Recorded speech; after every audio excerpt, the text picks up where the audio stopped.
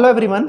तो आज का हम लोगों का जो टॉपिक है वो है torque on a current carrying coil in an uniform magnetic field. मतलब कि एक यूनिफॉर्म मैग्नेटिक फील्ड लेंगे और उस यूनिफॉर्म मैग्नेटिक फील्ड के अंदर एक करंट कैरिंग कॉइल को रखेंगे, जो कि कॉइल हमारी रेक्टेंगुलर शेप की होगी, रेक्टेंगुलर होगी।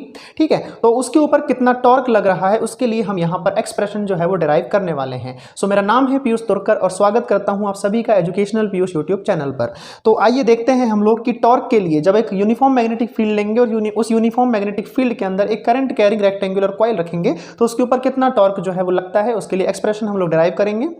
चलिए यहाँ पर अब सबसे पहले इस वीडियो को अपलोड करने के पीछे का कारण ये है कि मैंने देखा है कि इस डेरिवेशन के अंदर यहाँ पर जो है वो टॉर्क के लिए जब एक्सप्रेशन निकालते हैं तो यहाँ पर बच्चों को बहुत दिक्कत जाती है। क्यों? क्योंकि किस डायरेक्शन में जो है वो फोर्स लग रहा है, वो फ्लेमिंग का लेफ्ट हैंड रूल कैसे लगेगा यहाँ पर, ठीक है, इसमें जो है वो बच्चों को बहुत दिक्कत जाती है। इसीलिए मैं यहाँ पर ये वीडियो को जो है वो आज बना रहा हूँ और इस डेरिवेशन को आप लोगों के लिए बहुत ही आसान बनाने वाला हूँ। तो चलिए देखते हैं। सबसे पहले तो हम लोग देख लेते हैं कि टॉर्क है ना, सबसे पहले यहाँ पर हेडिंग है हमारी, वो है टॉर्क, जिसको मैं हिंदी में बता दूंगा, torque on a current carrying coil. Torque on a current carrying coil suspended या situated in an uniform magnetic field. Uniform magnetic field, ठीक है, जिसको हिंदी में हम लोग बोलते हैं टॉर्क को जो है वो बला घूर्ण। मतलब यूनिफॉर्म मैग्नेटिक फील्ड का हिंदी मतलब होता है एक समान चुंबकीय क्षेत्र। इसका मतलब होता है एक समान चुंबकीय क्षेत्र, एक समान चुंबकीय क्षेत्र। यूनिफॉर्म मैग्नेटिक फील्ड का मतलब होता है एक समान चुंबकीय क्षेत्र। और हमारे पास में जो करंट कैरिंग कॉइल है, ये करंट कैरिंग कॉइल को जो है हम लोग बोलते हैं धारावाही कुंडली बोलते हैं। ठीक है, और ये जो टॉर्क है जिसको हिंदी में हम लोग बोलते हैं, ये जो टॉर्क दिख रहा है, ये टॉर्क को हिंदी में हम लोग बोलते हैं बलाघूर्ण। इसका मतलब ये होता है कि जब भी कोई दो फोर्सेस किसी भी एक ऑब्जेक्ट के ऊपर, सपोज गाड़ी का एक हैंडल होता है, गाड़ी का हैंडल में हम लोग क्या करते हैं, फोर्स लगाते हैं। तो एक, अगर मान लीजिए गाड़ी को जो है हम लोग को लेफ्ट साइड में मोड़ना है तो यहां से इस हाथ में हम लोग जो है वो फोर्स आगे लगाते हैं, इस हाथ से हम फोर्स पीछे लगाते हैं। ठीक है, तो यहां पर क्या कर रहे हैं, सेम मैग्नीट्यूड के दो फोर्सेस जो है वो उस हैंडल के ऊपर एक्सर्ट किए जा रहे हैं हमारे द्वारा। ठीक है, तो जब दो फोर्स जो है वो सेम मैग्नीट्यूड के हों, ठीक है ना, सेम मैग्नीट्यूड के हों, तो यहां पर टॉर्क के लिए फॉर्मूला क्या होता है, टॉर्क के लिए एक्सप्रेशन क्या होता है, tau is equal to force into में क्या होता है, डिस्प्लेसमेंट। सपोज करो कि हम लोग एक हैंडल को, हमारी ये गाड़ी है हम लोग को गाड़ी के हैंडल को जो है हम लोग मोड़ रहे हैं। ठीक है, तो एक फोर्स हमारा जो है वो इस डायरेक्शन में लगेगा ऊपर की तरफ और एक फोर्स जो है वो नीचे की डायरेक्शन में लगेगा। दोनों फोर्सेस सेम मैग्नीट्यूड के होंगे, मतलब सेम परिमाण के होंगे।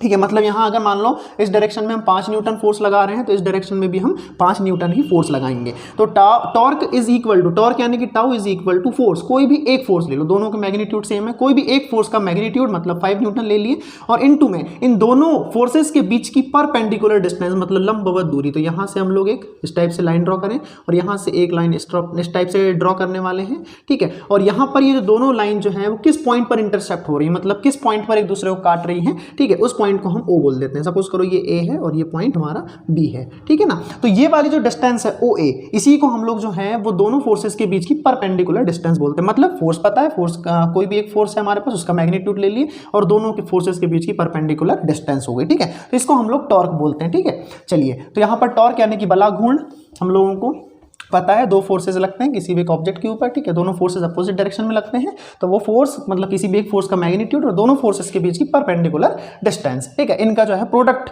क्या कहलाता है, हमारा टॉर्क कहलाता है। ठीक है, चलिए, तो यहां पर हम लोगों ने देख लिया है टॉर्क मतलब बलाघूर्ण और एक समान चुंबकीय क्षेत्र और ये धारावाही कुंडली। एक धारावाही कुंडली होगी, एक हमारे पास में क्या होगी, करंट कैरिंग कॉइल होगी। उस करंट कैरिंग कॉइल को एक समान चुंबकीय क्षेत्र में रखना है। एक समान चुंबकीय क्षेत्र मतलब यूनिफॉर्म मैग्नेटिक फील्ड का मतलब हर एक पॉइंट पर कहीं पर भी मैग्नेटिक फील्ड की इंटेंसिटी निकालो और वहां पर उस पॉइंट पर मैग्नेटिक फील्ड की डायरेक्शन निकालो। हर एक पॉइंट पर मैग्नेटिक फील्ड की डायरेक्शन और मैग्नेटिक फील्ड की इंटेंसिटी हमारी जो है वो सेम मिलने वाली है, कहीं पर भी डिफरेंट नहीं मिलेगी। ठीक है, तो यहां पर यूनिफॉर्म मैग्नेटिक फील्ड लेना है और उसमें हम लोग को एक क्या रखना है, करंट कैरिंग कॉइल रखना है और वो उसके ऊपर लगने वाला जो है टॉर्क कितना होगा उसके लिए एक्सप्रेशन निकालना है। चलिए, तो यहां पर क्या करेंगे हम लोग, सबसे पहले हम एक समान चुंबकीय क्षेत्र ले लेते हैं, मतलब कि एक यूनिफॉर्म मैग्नेटिक फील्ड ले लेते हैं। इस टाइप से एक यूनिफॉर्म मैग्नेटिक फील्ड लेंगे, ठीक है, यूनिफॉर्म मैग्नेटिक फील्ड, और यहाँ पर एक रेक्टेंगुलर मतलब आयताकार एक धारावाही कुंडली रख देंगे। बड़े ही इत्मीनान से समझें, बहुत ही अच्छा डेरिवेशन है, ठीक है। ये हमारे पास में यूनिफॉर्म मैग्नेटिक फील्ड है, ठीक है, यूनिफॉर्म मैग्नेटिक फील्ड बी बोल देते हैं। अब यहाँ पर हमको क्या करना है, इस यूनिफॉर्म मैग्नेटिक फील्ड में हमको एक करंट कैरिंग कॉइल रखना है, और वो रेक्टेंगुलर शेप की होगी, रेक्टेंगुलर कॉइल होगी, ठीक है, इस टाइप से। देखें तो यहाँ पर एक रेक्टेंगुलर कॉइल है, इस टाइप से हम लोग इसको रख देते हैं, ठीक है, देखना रेक्टेंगुलर कॉइल इस टाइप से यहाँ पर रख देते हैं, ठीक है। ये एक रेक्टेंगुलर कॉइल लेंगे और इस टाइप से उसको रख देते हैं, ठीक है, ये देखना। अब इस कॉइल को हम लोग नाम दे देते हैं, यहाँ से स्टार्ट करते हैं, P, Q, R और S, ठीक है, ऐसे ही चलते हैं हम लोग, कैसे, क्लॉकवाइज डायरेक्शन में, ठीक है। P, Q, R और ये S, ये हमारे पास में क्या है, एक रेक्टेंगुलर कॉइल है, ठीक है। P, Q, R, S मैंने ऐसा ही नाम क्यों दिया, मैं आपको बता रहा हूँ अभी, ठीक है। चलिए एक काम करते हैं हम लोग, यहाँ पर करंट की जो है वो डायरेक्शन, मतलब हम सीधी सी बात है मैग्नेटिक फील्ड में रख रहे हैं, और यहाँ पर नाम क्या है, धारावाही कुंडली। धारावाही कुंडली मतलब कि इस हमारे पास में जो कॉइल दी हुई है रेक्टेंगुलर कॉइल, इसमें से भी इलेक्ट्रिक करंट फ्लो करना चाहिए, मतलब हमको इसमें से इलेक्ट्रिक करंट को फ्लो करवाना पड़ेगा। मतलब ऑलरेडी पहले से एक मैग्नेटिक फील्ड है, इस कॉइल के अंदर हम लोगों ने इलेक्ट्रिक करंट को फ्लो कराना है, और फिर उसके बाद में करंट को फ्लो कराते कराते ही इसको हमको मैग्नेटिक फील्ड में रख देना है, मतलब ये भी अपनी एक मैग्नेटिक फील्ड बनाएगा।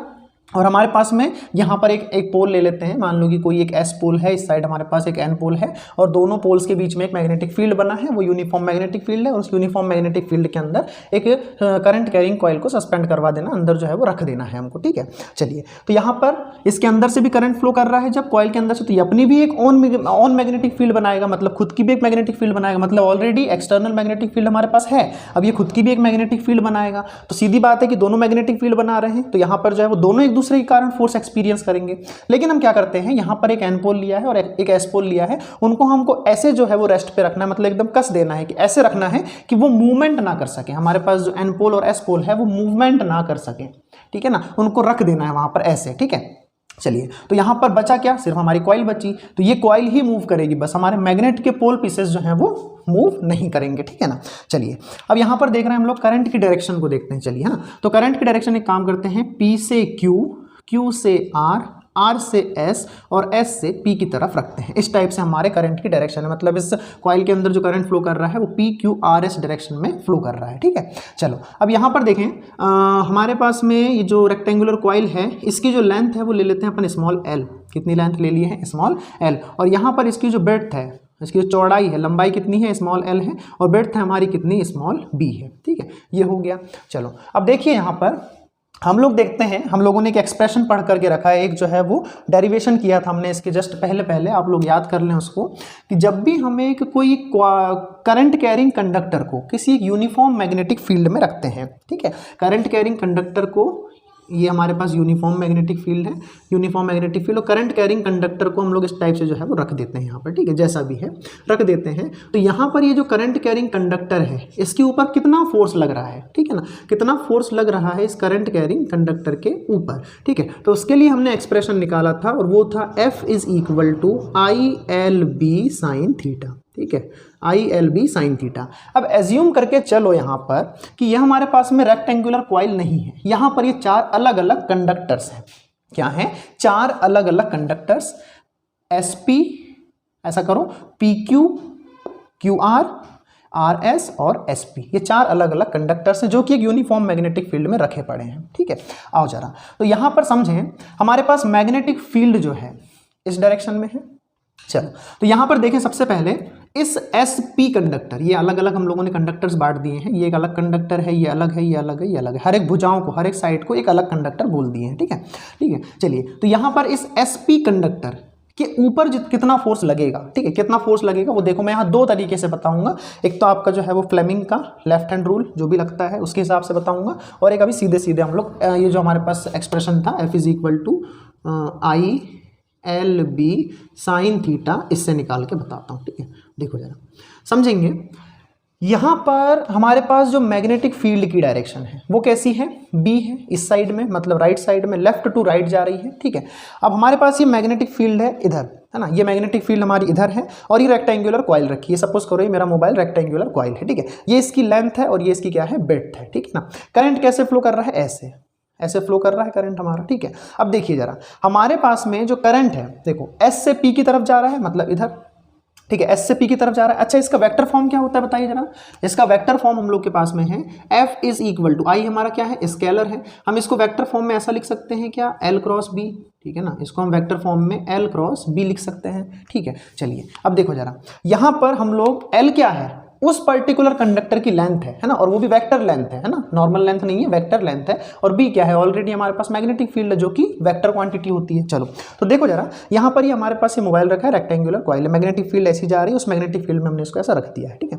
चलो तो यहाँ देखो एस पी, इस वाले कंडक्टर, इस वाले हमारे पास साइड की बात कर रहे हैं हम लोग, इस वाले कंडक्टर की बात कर रहे हैं, इस वाले की, ठीक है। तो देखो जरा, इसमें करंट उस डायरेक्शन में फ्लो कर रहा है, ठीक है, मतलब हमारी जो वेक्टर लेंथ है वो उसी डायरेक्शन में होगी, ठीक है। एस से पी की तरफ वेक्टर लेंथ हमारी क्या है, एस पी है, ठीक है। और हमारे पास मैग्नेटिक फील्ड भी उसी डायरेक्शन में, मतलब कि दोनों के बीच का जो एंगल बन रहा है वो कितना है, 0 डिग्री का है, ठीक है। 0 डिग्री का एंगल बन रहा है। तो यहाँ पर देखेंगे फॉर एस पी, ठीक है, फॉर साइड एस पी, मतलब कि पहला केस है, इसके ऊपर जो लगने वाला फोर्स है, एज्यूम करके चलते हैं, मान करके चलते हैं कि F1 है, ठीक है। कितना फोर्स लग रहा है इस वाली साइड के ऊपर, वो है F1 फोर्स, ठीक है, F1 फोर्स। तो F1 इज इक्वल टू, देखिए आई है ना, आई, एल की जगह पर हम क्या रखेंगे, एस पी, एल की जगह पर एस पी रखेंगे, और क्रॉस मैग्नेटिक फील्ड बी, ठीक है, मैग्नेटिक फील्ड बी हो जाएगी। मतलब कि F1 is equal to, F1 is equal to, चलिए मैग्नीट्यूड ले लें F1 का, ठीक है। तो देखो आई है ना, SP का मैग्नीट्यूड, ठीक है, या SP जो भी है हम लोग के पास में, S और P के बीच का एंगल, मतलब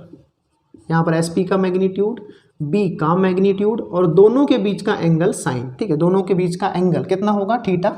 बताइए, मैंने बताया उसी डायरेक्शन में वेक्टर लेंथ है, उसी डायरेक्शन में मैग्नेटिक फील्ड है, तो यहाँ पर एंगल कितना बन रहा है, 0 डिग्री का। तो F1 इज इक्वल टू 0। मतलब सीधी बात है कि इस वाली साइड के ऊपर किसी भी टाइप का कोई फोर्स नहीं लगने वाला है, ठीक है। इस वाली साइड पर किसी भी टाइप का कोई फोर्स नहीं लगने वाला है, एक चीज़। दूसरी चीज़ देखते हैं अपन लोग इस वाली साइड के ऊपर, ठीक है, इस वाली साइड के ऊपर देखो, ये अभी ऐसे रखा हुआ है हम लोग के पास, ठीक है। ये करंट कैरिंग हमारे पास कॉइल है, रेक्टेंगुलर कॉइल ऐसी रखी हुई है। अब इस वाली साइड की बात करते हैं। इस वाली साइड मैग्नेटिक फील्ड की डायरेक्शन इधर है हमारे पास में, इस वाली साइड की जो है वो वेक्टर लेंथ, मतलब करंट इस डायरेक्शन में फ्लो कर रहा है, ठीक है। तो इस साइड में है, मतलब कि वेक्टर लेंथ हमारी QR, ठीक है, इस डायरेक्शन में है, B इधर है, दोनों के बीच एंगल कितना बन रहा है, 180 डिग्री का बन रहा है। यहाँ पर देखें F2 इज इक्वल टू कितना हो जाएगा, आई तो आई रहेगा, ठीक है, आई तो हमारा आई ही रहेगा, ठीक है। चलो देखते चलें कि यहाँ पर है ना, F2 इज इक्वल टू आई, और साथ में क्या है, QR, ठीक है, QR, और क्रॉस कितना हो जाएगा, B, cross B, QR cross B, मतलब F2 इज इक्वल टू आई, है ना, QR का मैग्नीट्यूड और हमारे पास B का मैग्नीट्यूड। QR और B के बीच का एंगल कितना बन रहा है, 180 डिग्री, मतलब यहाँ पर साइन 180 डिग्री, और साइन 180 कितना होता है, साइन 180 कितना होता है, साइन 180 होता है हमारा 0, मतलब ये पूरी जो फोर्स है वो क्या हो जाएगी, 0 हो जाएगी, F2, ठीक है। ये समझ में आ गया। अच्छा अब देखिए जरा, सीधी सी बात है कि हमारे पास में उन्होंने ये बोल करके रखा है कि देखो ये क्रॉस प्रोडक्ट होता है, फोर्स जो है वो L और B का, मतलब लेंथ और मैग्नेटिक फील्ड का जो है वो क्रॉस प्रोडक्ट होता है यहाँ पर, ठीक है। तो देखेंगे जरा, हम लोग डायरेक्शन बताना है हमको फोर्स की, खैर लग तो नहीं रहा है फोर्स, बट हम लोग यहाँ डायरेक्शन के खेल के हिसाब से, डायरेक्शन के हिसाब से जो है वो फोर्स को कैसे एक दूसरे से कैंसिल कर सकते हैं, ऊपर वाले साइड में लगने वाला फोर्स और नीचे वाली साइड में लगने वाले फोर्स को। देखो यहाँ पर ये रेक्टेंगुलर कॉइल है ना, इस वाले के ऊपर जो फोर्स लग रहा है, देखो हमारे पास वेक्टर लेंथ इसी डायरेक्शन में है, B भी इसी डायरेक्शन में, इस वाली साइड के लिए, ठीक है ना। देखो जरा उधर ही है, तो इनके परपेंडिकुलर हमारा फोर्स होगा, क्यों, क्योंकि पता है क्रॉस प्रोडक्ट में हमारे पास में दो वेक्टर क्वांटिटीज होती है, उनका क्रॉस प्रोडक्ट जो होता है, और उस क्रॉस प्रोडक्ट के बाद में जो नई वाली हमारे पास फिजिकल क्वांटिटी बनती है, उस फिजिकल क्वांटिटी की डायरेक्शन, वो जो दोनों हमारे पास वेक्टर क्वांटिटीज थी उनके परपेंडिकुलर होता है। मतलब कि हमारे पास वेक्टर लेंथ उधर ही है, मैग्नेटिक फील्ड भी उधर ही है, तो हमारे पास फोर्स जो लगेगा वो इसके परपेंडिकुलर लगेगा, मतलब कि यहाँ पर ऊपर की तरफ लगेगा, ठीक है। यहाँ पर हमारे पास में F1 फोर्स है, हम लोग को ये नहीं पता है ना कि फोर्स जो है वो 0 होने वाला, वो तो इससे निकाले हमने, लेकिन सीधे सीधे अगर डायरेक्शन के हिसाब से देखें तो फोर्स ऊपर लगेगा, ठीक है, फोर्स ऊपर लगेगा।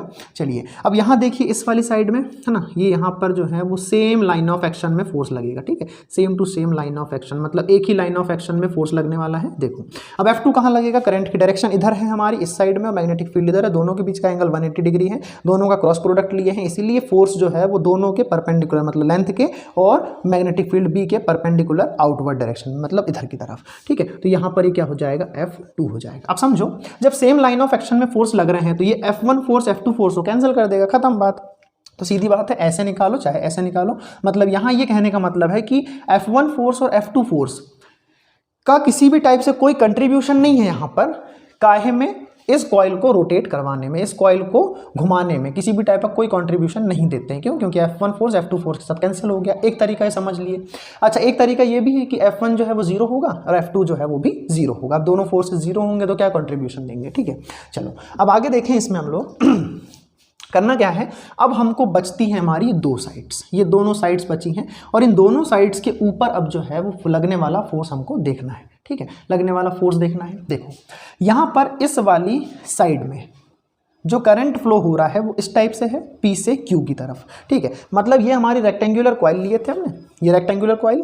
अब इस रेक्टेंगुलर कॉइल को हमने ऐसे रखे हैं तो मैग्नेटिक फील्ड इधर, इलेक्ट्रिक करंट इधर, दोनों के बीच का एंगल 90 डिग्री। मतलब F3 फोर्स जो है, नंबर 3 देखें, F3 फोर्स जो है, F3 फोर्स वो देखिए कैसा होगा, I है ना, ये देखिए इस वाली साइड को PQ है ना, PQ और क्रॉस कितना हो जाएगा, मैग्नेटिक फील्ड B, ठीक है। अब देखिए जरा F3 है ना, इसका मैग्नीट्यूड देखें तो I है ना, PQ का मैग्नीट्यूड, ठीक है, PQ का मैग्नीट्यूड और B का मैग्नीट्यूड और साथ में दोनों के बीच का एंगल कितना बन रहा है, 90 डिग्री बन रहा है, इसका और इसका। यहाँ से भी देख सकते हो, यहाँ पर दोनों के बीच एंगल कितना है, 90 डिग्री है। तो यहाँ हो जाएगा साइन 90 डिग्री, यानी कि F3 इज इक्वल टू हो गया हमारे पास I। और ये जो PQ का मैग्नीट्यूड देखिए कितनी है, लेंथ कितनी है, स्मॉल l है, IL, और यहाँ B का मैग्नीट्यूड B और दोनों के बीच का एंगल 90 का साइन लिए, मतलब साइन 91 होता है। तो F3 इज इक्वल टू कितना हो गया, ILB हो गया। इतना समझ में आ गया। चलिए अब यहाँ पर नंबर 4 चीज़, अब इसकी क्या करते हैं हम लोग, डायरेक्शन देखते हैं, ठीक। डायरेक्शन देखें कि डायरेक्शन जो है वो कहाँ पर होगी इस फोर्स की। देखो जरा यहाँ पर इस वाली साइड के ऊपर लगने वाले फोर्स की डायरेक्शन क्या होगी, तो फ्लेमिंग का लेफ्ट हैंड रूल लगेगा। कौन सा रूल लगेगा, फ्लेमिंग का लेफ्ट हैंड रूल। आइए, हमारे पास मैग्नेटिक फील्ड की डायरेक्शन ऐसी है, हम लोग को क्या करना है, हमारी 4 फिंगर, मिडिल फिंगर और जो है वो थंब को इस टाइप से हम लोग को फैलाना है कि तीनों एक दूसरे के परपेंडिकुलर हो, तीनों एक दूसरे के साथ में 90 डिग्री का एंगल बनाए, ठीक है। तो मैग्नेटिक फील्ड B इधर है हमारे पास में, ठीक है। इलेक्ट्रिक करंट इधर फ्लो कर रहा है, कहाँ, नीचे की तरफ। तो सीधी सी बात है, इस वाली साइड पे लगने वाला फोर्स जो है वो आउटवर्ड डायरेक्शन में होगा, आउटवर्ड डायरेक्शन में होगा। इट मींस दैट कि यहां पर देखिए, हम अगर इस वाली कॉइल की बात करते हैं, हमारा मोबाइल एक कॉइल है, ठीक है। यहां पर देखेंगे ये PQ है, ये वाली साइड हमारी PQ है, ठीक है। इस PQ साइड के ऊपर लगने वाला फोर्स, तो स्वाभाविक सी बात है हम लोगों ने अपनी क्या करे हैं, फिंगर्स को, तीनों फिंगर्स को, मतलब 2 फिंगर्स और एक थंब को इस टाइप से स्ट्रेच किए, फैलाए हैं कि दोनों के बीच का एंगल जो है वो 90 डिग्री, इन दोनों के बीच का एंगल 90 डिग्री, इन दोनों के बीच का एंगल 90 डिग्री, और मतलब तीनों एक दूसरे के साथ में 90 डिग्री का एंगल बना रहे हैं, तीनों परपेंडिकुलर टू ईच अदर है।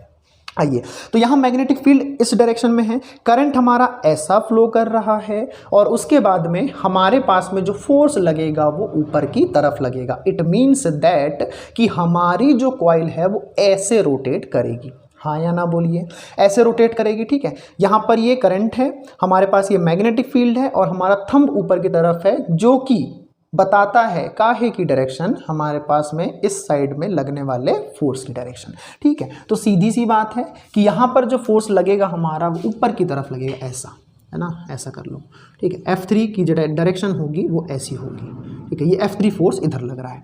अब समझो जरा यहाँ पर यहाँ समझो, इस वाली साइड पे देखो, मैग्नीट्यूड तो निकला है, डायरेक्शन भी हमको पता चल गई, ठीक है। अब देखिए जरा यहाँ पर नंबर 4 देखते हैं, नंबर 4 देखेंगे कैसे बनेगा।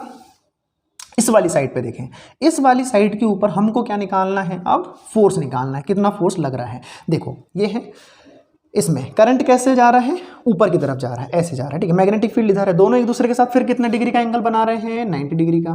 तो F4 इज इक्वल टू क्या हो जाएगा, देखें I है ना, F4 is equal to I, इसको यहाँ से मिटा देता हूँ, यहाँ कहीं लिखता हूँ, ठीक है। इधर देखो, यहाँ पर देखें F4 इज इक्वल टू कितना हो जाएगा, I है ना। यहाँ देखिए RS है ना, और क्रॉस ये जो साइड है, इस साइड को लेंगे RS, नीचे से ऊपर की तरफ करंट फ्लो कर रहा है, और हमारे पास मैग्नेटिक फील्ड B, ठीक है। मतलब कि F4 is equal to I, ठीक है। RS ऊपर की तरफ है, ठीक है। तो RS का मैग्नीट्यूड है ना, F4 का मैग्नीट्यूड लेना है, तो RS का मैग्नीट्यूड और साथ में हमारे पास मैग्नेटिक फील्ड B का मैग्नीट्यूड, और साइन एंगल कितना बन रहा है 90 डिग्री, मतलब साइन 91 होता है। सो F4 इज इक्वल टू कितना हो जाएगा I, मैग्नीट्यूड देखें, लेंथ की बात हो रही है ना, मैग्नीट्यूड क्या है स्मॉल l है, तो यहाँ l हो जाएगा और यहाँ पर B हो जाएगा। तो फोर्स जो लग रहा है इस वाली साइड के ऊपर, इस वाले कंडक्टर के ऊपर, वो कितना है ILB। देखो जरा दोनों मैग्नीट्यूड में सेम है, मैंने बताया था कि टॉर्क जो है वो सेम मैग्नीट्यूड के फोर्स को बताता है, ठीक है ना। चलिए तो यहाँ देखो अब क्या होगा, इसकी डायरेक्शन निकालनी है। देखो डायरेक्शन निकालनी फिर से, ये आज देखो ये मोबाइल हमारा बहुत साथ दे रहा है ना। चलो यहाँ देखिए, यहाँ पर इस वाली साइड की बात कर रहे हैं, इस वाली साइड की ना, मैग्नेटिक फील्ड इधर है, करंट ऊपर है। तो अब अपनी जो है वो तीनों उंगलियों को फिर से फैलाइए, मैग्नेटिक फील्ड इधर, करंट इधर है ना, करंट इस साइड में है, तो फोर्स कहाँ लगेगा नीचे, फोर्स नीचे लगेगा, मतलब इधर फोर्स ऊपर लग रहा था, इधर फोर्स नीचे लग रहा है, ठीक है ना। तो देखो जरा यहाँ पर ये फोर्स इस डायरेक्शन में होगा, ठीक है, इस डायरेक्शन में, मतलब F4, ठीक है। कहीं यहाँ पर डायग्राम के अंदर कोई दिक्कत हो तो बताइए, ठीक है। चलो इतना बस याद रखना है ना। अब यहाँ पर हमको निकालना एक्चुअली क्या है, टॉर्क निकालना है, ठीक है, कि इस कॉइल के ऊपर टॉर्क। देखो F1 और F2 का तो कंट्रीब्यूशन पूरे तरीके से खत्म हो गया। मैंने आपको बताया यूनिफॉर्म मैग्नेटिक फील्ड लेना है, करंट कैरिंग कॉइल को यहाँ पर रखना है, रेक्टेंगुलर कॉइल को, और इस रेक्टेंगुलर कॉइल के ऊपर टॉर्क कितना लग रहा है वो निकालना है। तो F1 और F2 का तो खेल वैसे ही खत्म हो गया, दो तरीके से बता दिया मैंने। क्या करना था, यहाँ पर क्रॉस प्रोडक्ट के थ्रू कैसे हम लोगों ने डायरेक्शन निकाली F1 की और F2 की, सेम लाइन ऑफ एक्शन। यहाँ लाइन ऑफ एक्शन सेम नहीं है, ठीक है, यहाँ पर लाइन ऑफ एक्शन सेम नहीं है। ये एक लाइन ऑफ एक्शन के ऊपर F3 फोर्स लग रहा है। अब आप बोलेंगे कि यहाँ पर ये F3 और F4 एक दूसरे को कैंसिल क्यों नहीं कर रहे हैं, क्योंकि लाइन ऑफ एक्शन यहाँ पर सेम नहीं, यहाँ पर लाइन ऑफ एक्शन हमारी सेम थी, और उसी लाइन ऑफ एक्शन के अलोंग दोनों फोर्सेज F1 और F2 जो है वो अलग अलग डायरेक्शन में लग रहे थे, ठीक है ना। ये ऊपर ये नीचे दोनों ऑपोजिट टू ईच अदर, तो यहाँ पर F1 फोर्स ने F2 फोर्स को कैंसिल कर दिया, जिसके कारण से हमारे पास में ये दोनों साइड्स के ऊपर लगने वाला जो फोर्स है हमारे पास, ठीक है, इसके ऊपर F1 था, इसके ऊपर F2 था, दोनों ने एक दूसरे को कैंसिल कर दिए। मतलब इन दोनों साइड्स का जो है किसी भी टाइप का कोई कंट्रीब्यूशन नहीं है कॉइल को रोटेट करवाने में। अदरवाइज हमारी कॉइल ऐसे रोटेट नहीं करती, ऐसे भी रोटेट कर लेती, ऐसे भी रोटेट कर लेती, ठीक है, कैसे भी रोटेट कर लेती, लेकिन सिर्फ ऐसे ही कर रही है। क्यों, क्योंकि इधर F1 इधर F2 दोनों ने एक दूसरे को कैंसिल कर दिए हैं। इज दैट क्लियर, ठीक है। चलो तो यहाँ पर ये F3 इधर, ये F3 इधर, मतलब अब हमारी जो कॉइल है वो ऐसे ही रोटेट करेगी। चलो अब इतना समझ में आ गया हो तो हम लोग टॉर्क के लिए जो है वो प्रोसेस को अपनी थोड़ी आगे बढ़ाते हैं। देखिए यहाँ पर बातें कुछ ऐसी हैं कि हमने अपनी कॉइल को रोटेट करवाया, ठीक है, रोटेट करवा रहे हैं अपनी कॉइल को, रोटेट हो रही है कॉइल। आप एक कॉन्सेप्ट यहाँ पर हमेशा याद रखना कि जब भी हम किसी यूनिफॉर्म मैग्नेटिक फील्ड की बात करते हैं, ठीक है, एक यूनिफॉर्म मैग्नेटिक फील्ड की हम लोग बात करते हैं, तो उस यूनिफॉर्म मैग्नेटिक फील्ड में करंट कैरिंग कॉइल को अगर रखते हैं तो वो जो कॉइल है ना, मतलब वो जो मैग्नेटिक फील्ड है, यूनिफॉर्म मैग्नेटिक फील्ड, वो हमेशा उस कॉइल को जो है वो अपने परपेंडिकुलर लाने का ही ट्राई करती है। ये दिमाग में बिठा लो इस बात को, हमेशा परपेंडिकुलर लाने का ट्राई करती है। इट मीन्स दैट कि यहाँ पर जैसे मान लो ये हमारे पास कॉइल रखी है, ऐसे हमने पैरेलल रख दिया है उसको, ये सिर्फ इसके ऊपर टॉर्क लगाएगी। मैग्नेटिक फील्ड जो है हमने बाहर से जो एक्सटर्नल मैग्नेटिक फील्ड दिए थे, यूनिफॉर्म मैग्नेटिक फील्ड, वो मैग्नेटिक फील्ड इस कॉइल को अपने परपेंडिकुलर लाने का ट्राई करेगी। जहां परपेंडिकुलर लाई वहां समझ लो टॉर्क लगना बंद हो जाएगा। जैसे ही परपेंडिकुलर लाई वैसे ही टॉर्क लगना इस कॉइल के ऊपर बंद हो जाएगा। ये चीज आप अपने दिमाग में बिठा लीजिए। आपको एग्जाम में पूछ ले कभी कि कब टॉर्क लगना बंद होगा, कब टॉर्क लगना बंद हो जाएगा। टॉर्क लगना तब बंद होगा जबकि उस मैग्नेटिक फील्ड के पैरेलल में हमारी क्या आ जाए, करंट कैरिंग कॉइल आ जाए, ठीक है। चलो तो देखेंगे जरा यहाँ पर अब हम लोगों ने क्या किया है, ये कॉइल को यहाँ रखे हैं तो कॉइल इस टाइप से रोटेट कर गई, ठीक है।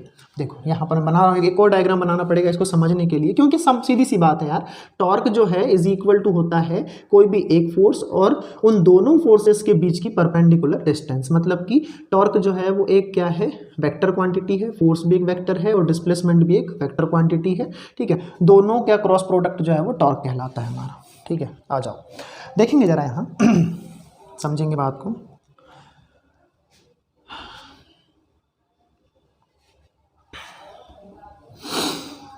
डायग्राम कुछ ऐसा बनेगा। देखो हमारे पास ये मैग्नेटिक फील्ड है ना, थोड़ी सी कॉइल को टर्न करवा दिए, अब बिना टर्न करवाए तो काम चलेगा नहीं, है ना। थोड़ी सी कॉइल को टर्न करवा दिए, मैग्नेटिक फील्ड हमारी बी है, मैग्नेटिक फील्ड, ठीक है। कॉइल हल्की सी टर्न हो गई, घूम गई, और वो घूम कैसे रही है वो तो पता ही है आपको, है ना। ऐसी रखी है तो ऐसे घूम रही है, ऐसे, तो हल्का सा इतना घुमा दो आप कॉइल को, और अब जो है आप लोग टॉर्क निकालो, ठीक है। अब हम लोग क्या निकालेंगे, टॉर्क निकालेंगे। देखिए कि हमारे पास मैग्नेटिक फील्ड बी है, मैग्नेटिक फील्ड। और यहाँ देखिए आप, इस टाइप से हमारी कॉइल टर्न हो गई है, ये ऐसी है तो ऐसी हो गई, मतलब ये हमारे पास में P है और ये हमारे पास में पॉइंट S है, ठीक है। तो ये PS साइड है हमारी, ठीक है, सिर्फ PS साइड की बात कर लेते हैं, ठीक है ना। चलिए, तो यहाँ पर इस टाइप से हमारी जो है ये PS साइड आ गई है, ठीक है, PS साइड आ गई है। ये P है पॉइंट हमारा और ये S पॉइंट, ठीक है, ये PS साइड हमारी ऐसी आ गई है, ठीक है। ये मैग्नेटिक फील्ड B है और ये PS साइड है। करंट कैसे फ्लो कर रहा है हमारा, S2P जा रहा है करंट हमारा, ठीक है। चलो, करंट का यहाँ पर कोई रोल का नहीं, वैसे भी अभी आप समझेंगे। देखो जरा, हम लोगों ने क्या किया था, एरिया वेक्टर समझ में आता है आप लोगों को, एरिया वेक्टर क्या होता है। यहाँ देखिए, ये हमारे पास में रेक्टेंगुलर कॉइल है ना। अभी इसका एरिया वेक्टर, ये लेंथ है, ये ब्रेड्थ है, ये लेंथ है, ये ब्रेड्थ है, ये लंबाई है, ये चौड़ाई है। लंबाई चौड़ाई दोनों को हम लोग जो है वो सदिश लेते हैं, ठीक है, सदिश लेते हैं मतलब वेक्टर लेते हैं। और यहाँ पर जो है हम लोग दोनों का क्रॉस प्रोडक्ट करते हैं, लेंथ और ब्रेड्थ का क्रॉस प्रोडक्ट करते हैं। तो लेंथ और ब्रेड्थ का क्रॉस प्रोडक्ट जो है वो एरिया वेक्टर होता है। क्या होता है, एरिया वेक्टर। और एरिया वेक्टर की डायरेक्शन कहाँ होगी, लेंथ और ब्रेड्थ के परपेंडिकुलर, मीन्स नीचे की तरफ, इधर लेंगे नीचे की तरफ, ठीक है ना। चलो, तो ये इसके परपेंडिकुलर नीचे की तरफ एरिया वेक्टर की डायरेक्शन होगी। तो जब अभी ऐसी थी हमारी कॉइल तो एरिया वेक्टर ऐसा था नीचे की तरफ। जैसे ही कॉइल को ऐसे हमने टर्न करवाया तो एरिया वेक्टर ऐसा हो गया, मतलब यहाँ से जो है वो एरिया वेक्टर होगा पूरा, ये एरिया वेक्टर होगा, ठीक है। ये समझ लीजिए, ये हमारा क्या है, एरिया वेक्टर है। इस P पॉइंट के ऊपर, मतलब यहाँ पर जो है वो P, इस साइड में इस P की तरफ, P वाले एंड की तरफ जो फोर्स लग रहा है वो क्या है बताइए, F3 है, सीधी सी बात है, F3 फोर्स लग रहा है। और इसका जो मैग्नीट्यूड है हम लोग के पास में, वो मैग्नीट्यूड कितना है, ILB है, अभी निकाले थे, ठीक है। अब इसमें जो सेकंड वाला एंड है और वो है S एंड की तरफ जो फोर्स लग रहा है वो है नीचे की तरफ ऐसे, है ना। तो इसके ऊपर जो फोर्स लग रहा है वो F4 और इसका मैग्नीट्यूड भी ILB है, ठीक है। हमको क्या निकालना है, ठीक है, यहाँ से यहाँ तक की बताइए जरा, लेंथ कितनी है, मतलब इसकी चौड़ाई है वो कितनी है, विड्थ कितनी है इस कॉइल की, ये है ना B, देखिए ये इसके पैरेलल है तो ये B, तो ये भी B, ठीक है। आइए, अब यहाँ पर सपोज करो कि हमारे पास में जो एरिया वेक्टर है वो B के साथ में जो है वो थीटा एंगल बना रहा है, ठीक है। एरिया वेक्टर जो है वो B के साथ में थीटा एंगल बना रहा है। आइए, तो यहाँ पर देखें, हम लोग को क्या निकालना है, दोनों फोर्सेस के बीच की परपेंडिकुलर डिस्टेंस, मतलब यहाँ से ऐसे और यहाँ से ऐसे, दोनों लाइंस एक दूसरे को जहाँ मिल रही है उस पॉइंट को हम O पॉइंट बोल देते हैं। कौन सा पॉइंट, O पॉइंट। और हमको यही तो निकालना है, ये क्या है हमारा S पॉइंट है, ठीक है। हम लोग को SO निकालना है, इस SO की लेंथ, मतलब ये जो डिस्टेंस है हमारी परपेंडिकुलर डिस्टेंस है, इसी को हमको निकालना है। तो कैसे निकालेंगे, सबसे पहले समझिए, है ना। डायग्राम समझ में तो आ ही गया होगा, ठीक है। आ जाओ, यहाँ देखिए, ये हमारे पास में थीटा है, मैं अलग वाले मार्कर से लिख देता हूँ, है ना। ये हमारे पास क्या है, थीटा एंगल है। बताइए, यहाँ पर ये जो पूरा एंगल बन रहा है इतना पूरा, ठीक है, ये कितना है, 90 है। ये हो गया थीटा, तो ये कितना हो जाएगा, 90 माइनस थीटा, ये 90 माइनस थीटा हो जाएगा, ठीक है। ये वाला एंगल इतना मैंने अलग से लिख दिया हूँ, ठीक है। ये 90 माइनस थीटा हो गया, और ये ऑलरेडी हमारे पास कितना है, 90 है, 90 डिग्री है, ठीक है। ये 90 माइनस थीटा, तो ये हो गया थीटा, ये हो गया कितना, थीटा हो जाएगा। तीनों को जोड़ो जरा, 180 आ रहा है क्या, बिल्कुल आएगा। 90 माइनस थीटा प्लस 90 और प्लस कितना आ जाएगा, थीटा, थीटा से थीटा कट गया, 90 180 हो गया। चलो, हमने सही करा है, ठीक है। चलिए, अब यहाँ देखो जरा, हम लोग को जो है वो इस वाले ट्राइंगल की बात करनी है, इस वाले की OPS ट्राइंगल की, ठीक है। तो आइए जरा, in triangle OPS, in triangle OPS क्या होगा, देखें जरा, साइन लेते हैं ना। हमको क्या निकालना है भैया, हमको निकालना क्या है, हमको यहाँ सीधी सी बात है, इस वाले एंगल के सामने जो है वो साइड वो परपेंडिकुलर है, ये हमारे पास हाइपोटेनियस है और ये क्या है हमारा बेस है, ठीक है। तो हमको क्या निकालना है, इस परपेंडिकुलर की डिस्टेंस निकालनी। तो परपेंडिकुलर की डिस्टेंस कैसे निकालेंगे, या तो साइन यूज़ कर लो या तो टेन यूज़ कर लो। टेन यूज़ करेंगे तो कहानी बिगड़ जाएगी, क्यों, क्योंकि हमको इसकी वैल्यू पता नहीं है बेस की, है ना, बेस की वैल्यू नहीं पता है हमको, हाइपोटेनियस की वैल्यू पता है कितनी है, B है, हमको हाइपोटेनियस पता है, हमको बेस नहीं पता है। तो हम लोग साइन यूज़ करेंगे, ठीक है। यहाँ पर तो यहाँ पर लिखे sine theta is equal to क्या होता है, परपेंडिकुलर अपॉन में हाइपोटेनियस। तो परपेंडिकुलर क्या है हम लोग के पास में, ये है OS, ठीक है, OS है ना। चलो, ये OS है और अपॉन में हमारे पास में हाइपोटेनियस क्या है, ये परपेंडिकुलर या हाइपोटेनियस B है, ठीक है। तो OS ही तो चाहिए हमको, तो और करके इसको ऐसा लिख सकते हैं क्या, OS is equal to B sine theta, खत्म, निकल गया, ठीक है। क्योंकि अब देखिए जरा, है ना, टॉर्क निकालना था हम लोग को, ठीक है। तो देखेंगे जरा, टॉर्क इज इक्वल टू, ठीक है, हम लोग के पास में जो है वो मैग्नीट्यूड ऑफ ईदर फोर्स, मतलब कि कोई एक फोर्स का हमको मैग्नीट्यूड लेना है, ठीक है। तो कोई एक फोर्स का मैग्नीट्यूड, सीधी सी बात है ना, टॉर्क इज इक्वल टू क्या होता है, force into perpendicular distance between both the forces, मतलब दोनों फोर्सेस के बीच की परपेंडिकुलर डिस्टेंस। तो torque is equal to, magnitude पता है हम लोग को फोर्स का कितना है, ILB, कोई भी एक फोर्स का ले लो, इसका ले लो चाहे इसका ले लो, तो यहाँ पर ILB, ठीक है, और इन दोनों के बीच की परपेंडिकुलर डिस्टेंस OS, ठीक है, इज इक्वल टू, यहाँ आ गया ILB टॉर्क टाउ, और इन टू में OS क्या है, OS है हमारा B साइन थीटा, कितना हो गया हमारा ये B साइन थीटा आ गया, ठीक है। आ जाइए, हम इसको ऐसा कुछ लिख सकते हैं क्या, टाउ को, tau is equal to ILB B sine theta, लिख सकते हैं ILB B sine theta.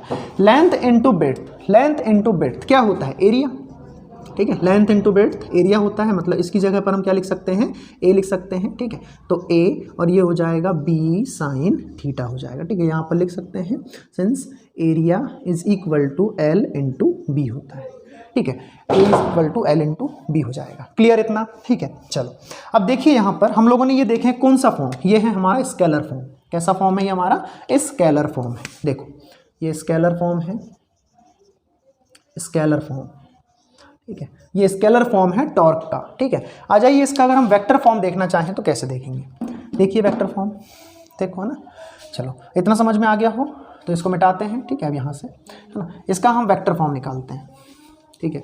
Vector form कैसे निकलेगा, वेक्टर फॉर्म, वेक्टर फॉर्म यानी सदिश रूप, वेक्टर फॉर्म यानी सदिश रूप मीन्स, देखिए I स्केलर है, tau is equal to I scalar, ठीक है, इसको लिख सकते हैं एरिया वेक्टर, एरिया वेक्टर का मैग्नीट्यूड, मैग्नेटिक फील्ड B का मैग्नीट्यूड, और ये sine theta. So tau is equal to, I तो एज इट इज रहेगा I, और यहाँ हो जाएगा A cross B, A cross B हो जाएगा, ठीक है, जहाँ A क्या है, एरिया वेक्टर है, B क्या है, मैग्नेटिक फील्ड है। इसको हम लोग कौन सा फॉर्म बोलते हैं, वेक्टर फॉर्म बोलते हैं, ठीक है, इसको हम वेक्टर फॉर्म बोलेंगे, काहे का, टॉर्क का, ठीक है। चलिए अब यहाँ पर हम लोग जो है वो स्पेशल केसेस देखते हैं, ठीक है। स्पेशल केसेस में, स्पेशल केसेस की बात करें, है ना,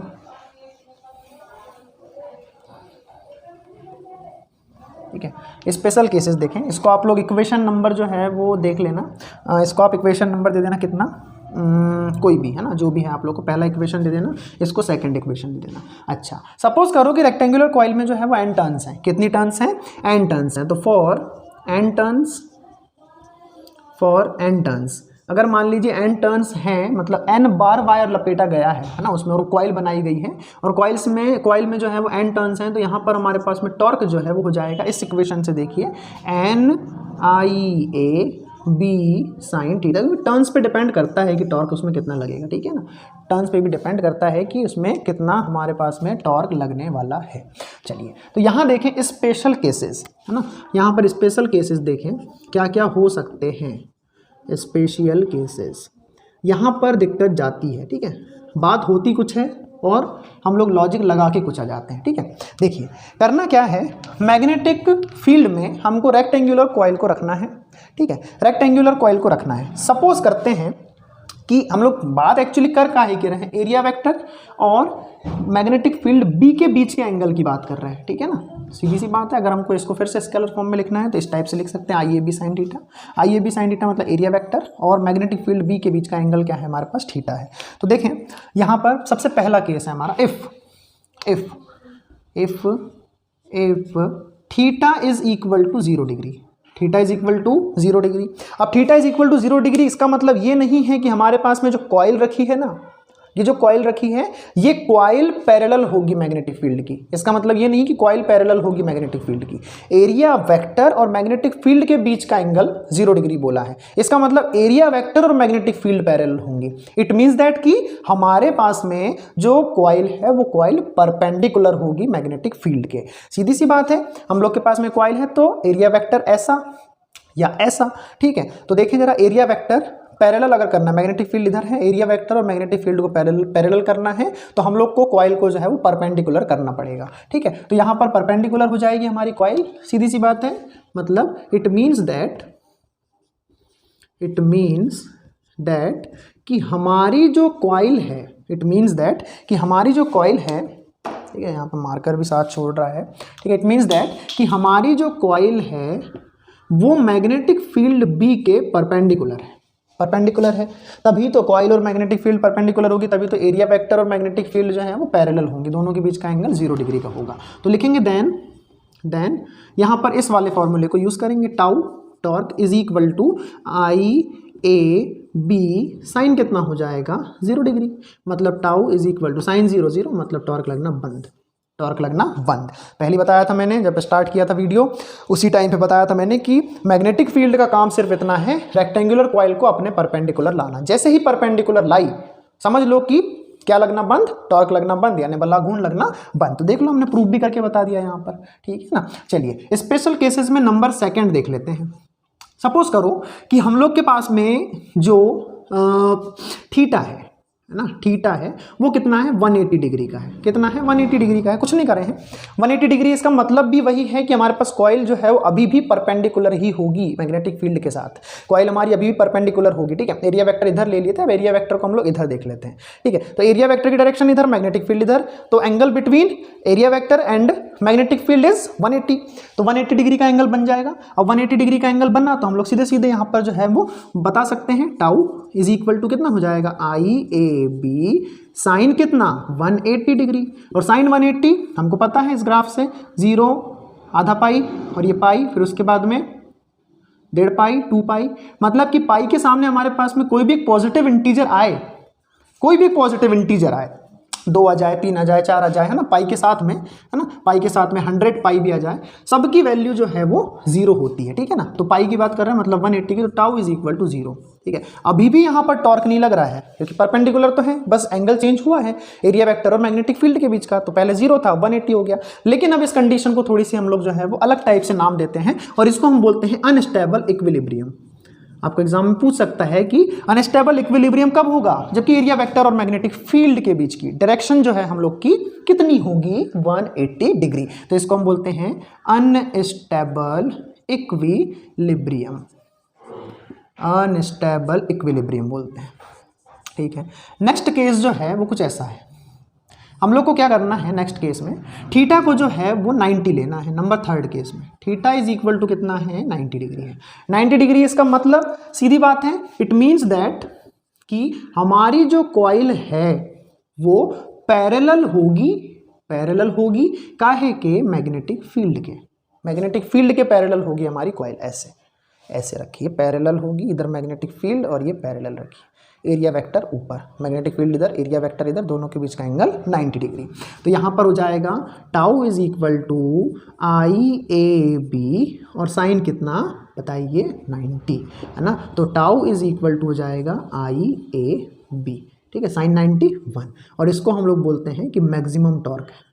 क्या बोलते हैं इसको हम, मैक्सिमम टॉर्क। मतलब अब जब पैरेलल में रखा हुआ है ना ऐसे, कॉइल हमारी और मैग्नेटिक फील्ड दोनों एक दूसरे के पैरेलल है, एरिया वेक्टर और मैग्नेटिक फील्ड एक दूसरे के परपेंडिकुलर है, इसका मतलब ये है कि टॉर्क जो है वो मैक्सिमम होगा। अभी यहाँ पर मैक्सिमम टॉर्क लगेगा उस कॉइल के ऊपर, ठीक है। तो ये हो गया है। अच्छा, डायपोल मोमेंट के टर्म में अगर हम लोग देखना चाहें, डायपोल मोमेंट के टर्म में, मैग्नेटिक डायपोल मोमेंट के टर्म में, तो आप लोगों ने 5th चैप्टर के अंदर ये पढ़ के रखा है कि magnetic dipole moment m is equal to कितना होता है, NIA होता है। क्या होता है, NIA, ठीक है। ये मैग्नेटिक डायपोल मोमेंट होता है। टॉर्क के लिए हम लोगों ने एक्सप्रेशन निकाल लिए, ये होता है, ये स्पेशल केस में चौथा केस हम लोग पढ़ेंगे, ये होता है ना, ये होता है, ये एन टर्न्स के लिए होता है। ये हमारे पास में अभी जो है वो नॉर्मली कोई भी एक्सप्रेशन की बात करें तो ये नॉर्मल एक्सप्रेशन है, ये एन टर्न्स के लिए है, और ये वेक्टर फॉर्म में देखें, ये स्केलर फॉर्म में, वेक्टर फॉर्म में, एन टर्न्स के लिए। 3 एक्सप्रेशन देख लिए अभी तक और 3 केसेस ही पढ़ लिए। चौथा केस देखते हैं, और उस चौथे केस में हम लोग देखेंगे, 4th वाले केस में, कि सीधी बात है, इस वाले में देखिए आप, इस वाले एक्सप्रेशन में, ठीक है, NIA को हम क्या बोल सकते हैं, मैग्नेटिक डायपोल मोमेंट, ठीक है, मैग्नेटिक डायपोल मोमेंट बोल सकते हैं। इसका मतलब यहाँ पर टॉर्क इज इक्वल टू, इसकी जगह पर हम m रख देंगे, तो MB साइन थीटा, जिसमें हम m क्या है हमारा, मैग्नेटिक डायपोल मोमेंट, और ये मैग्नेटिक डायपोल मोमेंट जो है वो भी एक वेक्टर क्वांटिटी होती है। तो यहाँ पर हम टाउ इज इक्वल टू लिख सकते हैं मैग्नेटिक डायपोल मोमेंट m का मॉड, b का मॉड, और दोनों के बीच का एंगल थीटा, उसका साइन। तो torque tau is equal to हो जाएगा m क्रॉस b। ये काहे के टर्म में निकाल ली हम लोगों ने, मैग्नेटिक डायपोल मूवमेंट के टर्म में, m क्रॉस b। क्लियर, ठीक है, ये हो गया है। अरे सॉरी यार, यहाँ आई भी आता क्या, गलत कर दिया ना थोड़ा सा, चलो नहीं सही तो है, सही करें है ना, गलत नहीं करें कुछ भी। तो यहाँ पर हो जाएगा tau is equal to m cross b, खत्म, ये ठीक है।